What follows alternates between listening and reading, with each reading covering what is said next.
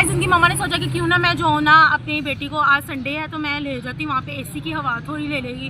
अब वो जो घर का मालिक था उसने सोचा लो जी अब इसकी बेटी यहाँ पे मज़े लेगी इस एसी की हवा के। और उसने अपनी बेटी को उसकी भी छोटी ही बेटी थी, उनकी मामा नहीं थी, उनकी डेथ हो गई थी, तो वो सिर्फ जो घर का मालिक और उनकी बेटी थी। तो घर के मालिक ने अपनी बेटी को बोला कि भाई जो है ना एसी बंद कर दो, जब काम वाली चली जाएगी और उनकी बेटी चली जाएगी तब एसी ऑन करना। अब उसकी बीवी ने जो मतलब कि काम वाली थी उसने अपनी बेटी को बोला कि तुम भी जो है ना इस छोटी बच्ची के साथ जो है ना, वो तो सोफे पे बैठ के टीवी देख रही है, तुम ज़मीन पे बैठ के जो है ना टीवी देख लो, ठीक है।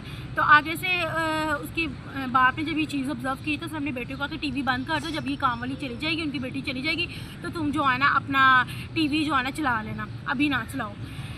कि इसी तरह से वो ठंडा पानी पीने लगी, तो उन्होंने कहा कि फिर से तुमने ठंडा पानी नहीं पीना, तुम गर्म पानी पियो, ठीक है। इसी तरह से कोल्ड ड्रिंक उनकी बेटी जो है ना पीती ही कोल्ड ड्रिंक थी, ठंडी कोल्ड ड्रिंक ना।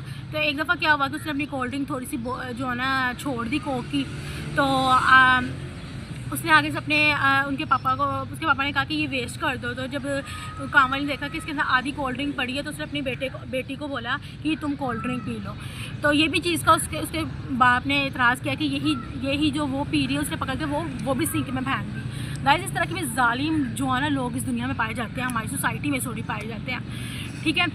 फिर एक दफ़ा ये हुआ कि रास्ते में ना वो रोज़ाना ना उनका जो शौहर जो घर का मालिक था वो अपने बेटी को रोज़ाना स्कूल ड्रॉप करने के लिए गाड़ी में जाता था।